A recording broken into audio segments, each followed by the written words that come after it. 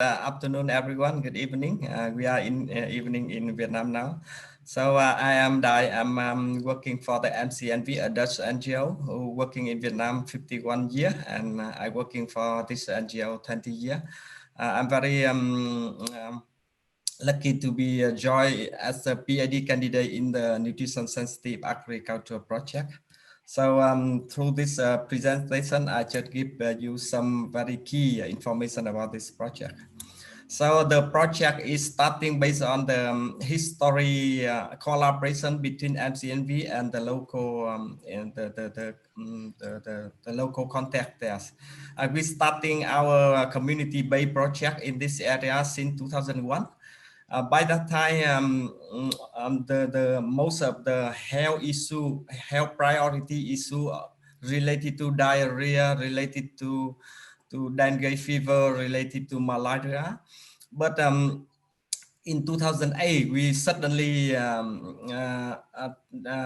identified that the community is they are starting to priority nutrition as one of the health priority. So since 2008, we starting to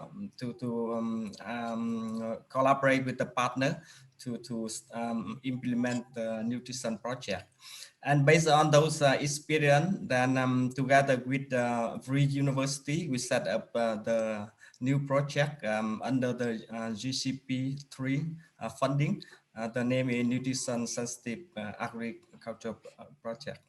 This project is getting support from Free University and two university in Vietnam, including Hue University of Medicine and Pharmacy and the Hue University of Agriculture and Forestry.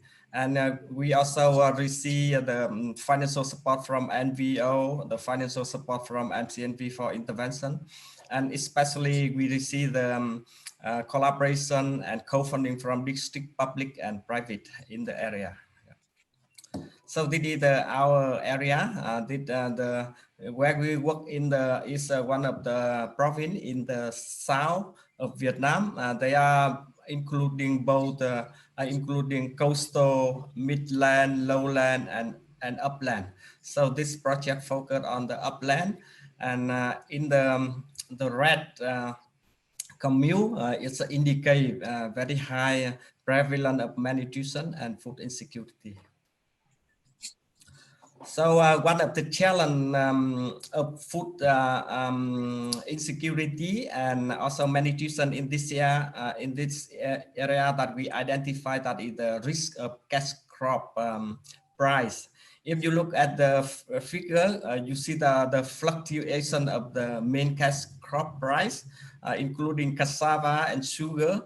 But when you look at the black line, that is the basic weight, it's increasing during the time. But vice versa, the cash price is very fluctuation and have trend of getting down.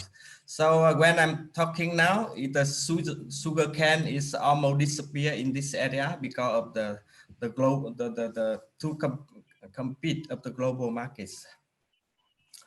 And we start this project with the beginning with the retrospective study in 2017, and then we conduct the baseline, and based on the result, we decide the intervention.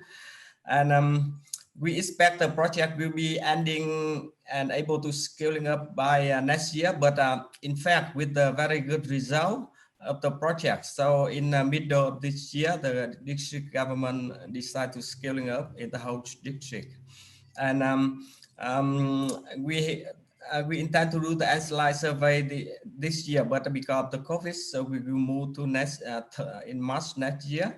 And after the ancillary survey, we really hope to bring this abroad to the whole province. And the way we do is we use the framework of the UNICEF, the nutrition framework of UNICEF, and we focus on 4 areas. The first is the home ground school feeding. The second is we promote the development of local micro enterprise. The third is we increase the food production for nutrition. And the fourth is changing behavior of community in caring and feeding. So the 4 key area of the intervention. And the key thing of this project is a multi-stakeholder collaboration. So in order to do this, we collaborate with the district government, and under the steering of district government, 3 key sectors involved, including education, health, and agriculture. And at the community, we also involve the community and local micro enterprise.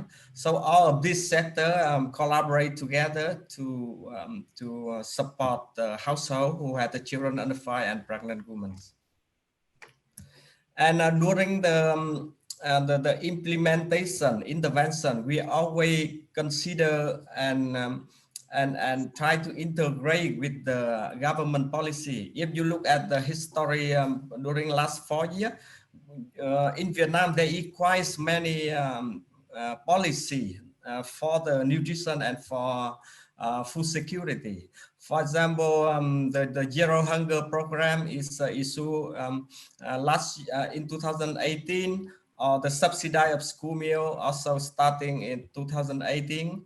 Last year, we also had the new decision on the first 1,000 days of healthcare.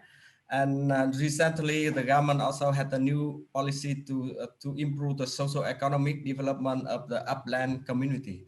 So this is the way we observe the policy and how to make use the policy and integrate our model into the policy. One of the gap we see in Vietnam that there are quite many good policy, but the lack of the good model, the lack of the good example. So we see that our NZA is one of the example in order to integrate into the government policy. And this is just some example about what we are doing. If you look at the agriculture production in the area before we come, they mainly focus on cassava and sugarcane, now only cassava. And they also do a little bit home garden, but mainly planting tobacco for the elderly, or they grow some green mustard during the new year, and they also raising chicken, but very small scale. But now the picture of agricultural production, they are very diversity, very with different model. In fact, when we talking with the farmer at the beginning, they only starting with 2 ideas of doing the home garden and raising chicken for egg, because they feel familiar with that kind of thing. But when they succeed with that, and with our encourage and with our technical assistant, and they open more idea. And you see now not only just home garden or chicken, but now they do the fish pond, they do the frog ponds, they raising quail, they raising cricket. They even use incubator to develop the breeding for chicken and duck. And a lot of diversified fruit tree like banana, papaya. So the picture of agriculture really changed now in the project area. For the home ground school feeding, did it also image change? Before we enter, only one school, about 30 kids out of 450 kids had access to school meal.